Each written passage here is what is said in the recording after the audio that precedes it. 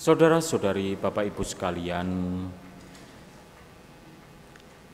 dua murid Yesus, Yakobus dan Yohanes, ingin supaya duduk dalam kemuliaan Tuhan, yang seorang di sebelah kiri, yang seorang di sebelah kanan. Saudara-saudari, Bapak Ibu sekalian, ketika dua murid ini meminta supaya mereka duduk di sebelah kiri dan kanan Yesus, itu artinya tidak sama dengan ketika sekarang Anda duduk di dalam gereja. Kalau Anda duduk di dalam gereja, itu artinya ya betul-betul duduk, tidak berdiri, tidak berlutut. Tetapi ketika Yakobus dan Yohanes minta supaya mereka duduk di samping kiri dan kanan Yesus dalam kemuliaannya, kata duduk di sini berarti atau punya makna sebagai kekuasaan. Maka kursi, kata kursi itu kan seringkali asosiasinya dengan kekuasaan, bukan? Seperti tahun ini ya, tahun politik, lalu beberapa waktu lalu pemilihan presiden, dan sekarang pilkada.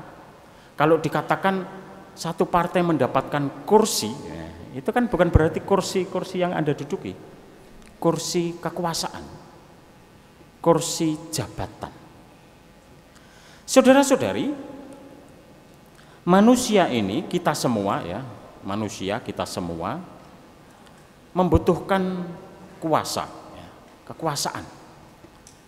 Kuasa itu power, kuasa itu memberi Anda akses untuk berbuat sesuatu seperti yang Anda inginkan. Kuasa, ada kuasa yang sifatnya alamiah, ada kuasa yang sifatnya diusahakan, diupayakan, ada kuasa yang bersifat sosial, ada kuasa yang bersifat politik, ya. Apapun bentuknya, ya. Kalau Anda bisa melakukan sesuatu, kalau Anda punya duit itu kuasa. Anda berkuasa untuk mendapatkan barang karena Anda punya duit. Anda memiliki kuasa, alat tukar. Duit itu kan power, ya. Kalau Anda punya mobil, Anda punya akses, bisa kemana-mana. Bisa kemana-mana. Ketika Anda menjadi orang tua, Anda punya kuasa terhadap anak-anak, untuk meminta anak-anak tidur, belajar, sekolah, kuasa dalam aneka bentuknya. Ketika Anda menduduki jabatan tertentu, jabatan itu memberi Anda kuasa. Ketika Anda menjadi kepala badan tertentu di perusahaan, di organisasi politik, Anda punya kuasa, Anda punya jabatan. Ketika Anda menjadi ketua lingkungan, ketua wilayah, Anda punya kuasa. Saya bisa berdiri di sini, berkhotbah di sini, memimpin ekaristi karena apa? Karena kuasa tahbisan.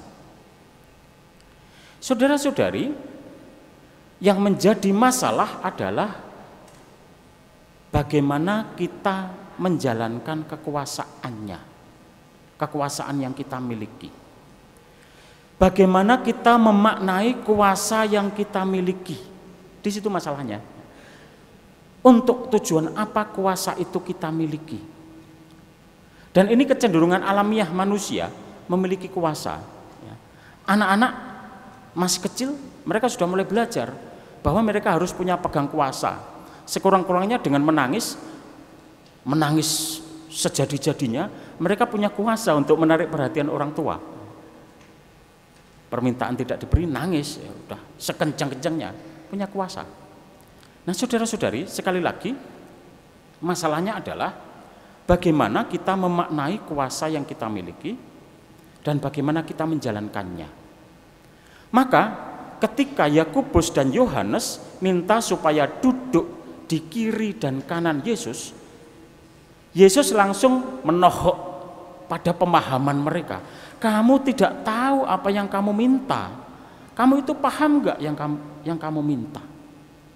Paham gak? Dan mereka enaknya mengatakan, ya kami paham. Karena yang mereka minta, mereka membayangkan ya, Yesus itu nantinya menjadi pembebas bangsa Israel, keluar dari penjajahan bangsa Romawi, persis seperti yang diramalkan para nabi, dan mereka berharap dia menjadi raja. Maka yang ada dalam benak mereka memang kekuasaan politik. Tapi bukan itu ternyata yang Yesus maksudkan. Maka Yesus mengatakan, kamu tidak tahu, apa kamu sanggup meminum cawan yang aku minum? Mungkin Anda ingat ya, kata cawan ini apa artinya ya? Cawan itu bukan tempat minum, itu mau mengatakan penderitaan di salib. Penderitaan di salib.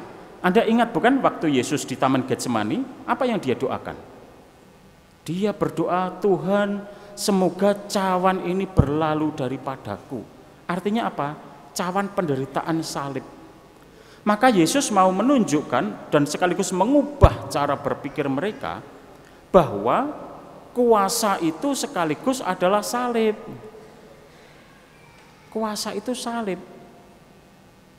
Orang mau bersusah payah menjalankan kekuasaan itu dan membuat hidupnya berarti melalui kekuasaan yang dia miliki. Maka kekuasaan itu tidak bermakna buruk atau baik. Menjadi buruk atau baik ketika kita menjalankannya untuk kebaikan atau untuk keburukan. Kalau untuk menindas, jelas keburukan. Maka Yesus mengatakan di dunia ini bangsa-bangsa memerintah rakyatnya dengan sewenang-wenang. Dengan sewenang-wenang. Dan itu terjadi, kekuasaan untuk sewenang-wenang melakukan apa yang dia mau. Anda bayangkan orang penuh kuasa yang menentukan perang. Perang di Timur Tengah itu terjadi karena apa? Karena orang-orang yang berkuasa mengatakan perang. Perang Ukraina-Rusia itu terjadi karena apa? Karena orang-orang yang berkuasa mengatakan sekarang perang. Iya kan? Korea Utara, Korea Selatan perang karena apa? Karena orang-orang yang berkuasa menetapkan perang. Maka kuasa itu persis seperti pisau ya. Saya kira analogi ini cocok. Di tangan seorang juru masak menjadi masakan yang enak, sedap. Tapi di tangan penjahat mengerikan. Mengerikan. Maka Yesus mengatakan, janganlah demikian di antara kamu. Di dunia ini orang berkuasa menetapkan perang, menetapkan konflik. Tapi jangan demikian di antara kamu. Kamu itu siapa? Anda, saya, kita semua yang mengaku diri murid-murid Tuhan. Bukti kalau kita murid Tuhan itu apa? Ya ada Anda di sini ini. Begitu Anda masuk gereja ini, siapapun tanpa kecuali, tua, muda, laki, perempuan, besar, kecil, sudah dengan sendirinya diasumsikan murid Tuhan Yesus, maka harus mengikuti Tuhan Yesus. Tidaklah demikian di antara kamu. Kalau kamu punya kuasa, kamu mau menjadi nomor satu, hendaklah ia melayani. Melayani. Hendaklah ia menjadi yang terkecil dari semuanya dan melayani. Kalau Anda kepala keluarga, hendaklah Anda yang menjadi nomor satu, yang melayani keluarga. Kalau Anda menduduki kepala jabatan tertentu di kantor, di perusahaan, di pabrik, tunjukkan sebagai seorang Catholic leader, seorang pemimpin Katolik, kekatolikannya. Ya.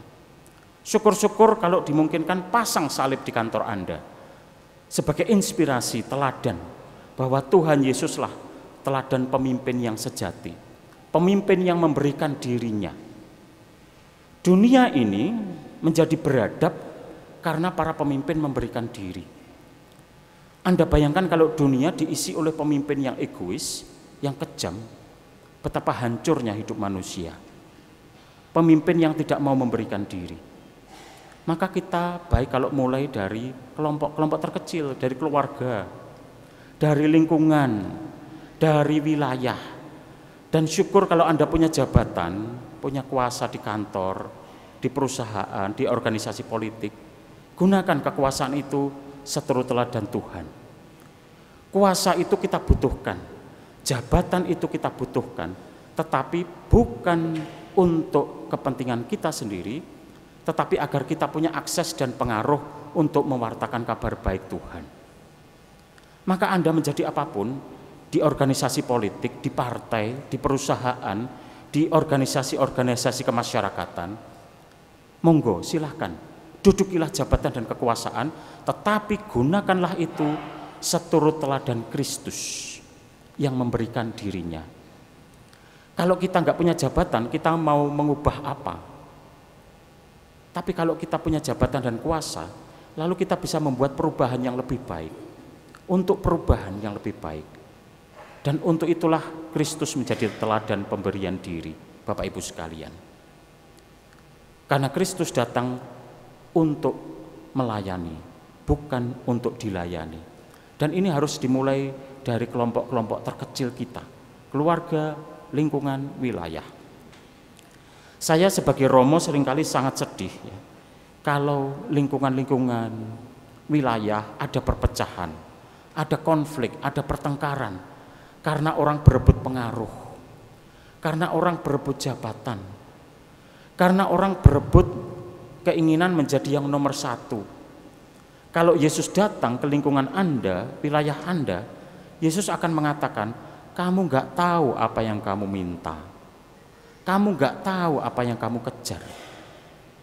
Maka saudara-saudari, ketika kita sungguh-sungguh menjalani hidup sebagai murid Tuhan, ketika salib Tuhan sungguh-sungguh kita hayati dalam hidup sehari-hari, maka apapun yang ada di tangan kita itu akan berguna untuk kebaikan banyak orang, kebaikan hidup kita, dan keselamatan orang-orang di sekitar kita.